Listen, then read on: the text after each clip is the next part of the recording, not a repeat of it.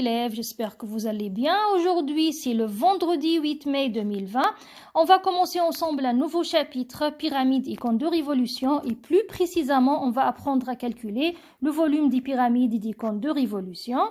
Donc là, je vous ai donné quelques rappels, les formules des aires des figures usuelles qui sont très importantes dans ce chapitre. Et si vous avez oublié par hasard une ou deux formules, elles sont là. La formule d'aire d'un parallélogramme, d'un trapèze, d'un cercle, d'un carré, d'un rectangle et d'un triangle. Et en cinquième, vous avez vu la formule du volume d'un parallépède, volume d'un cube et volume d'un cylindre. On va les rappeler rapidement. Donc, on a dit en cinquième que le volume d'un parallélépède, sa formule est l'aire de la base fois la hauteur, puisque le parallélépède, sa base, elle est rectangulaire. Donc, l'aire de sa base, c'est longueur fois largeur. Donc, la formule du volume va être longueur fois largeur fois hauteur. Ici, on a un cube. Le cube, à sa base, elle est sous forme de carré. Et l'aire d'un carré, c'est côté fois côté. Donc, le volume d'un cube va être côté fois hauteur, ou bien côté au carré fois hauteur.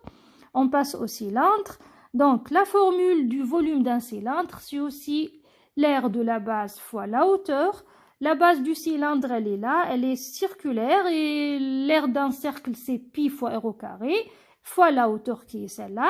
Donc, le volume d'un cylindre, c'est pi fois r au carré fois h. Donc, pi fois r au carré fois h.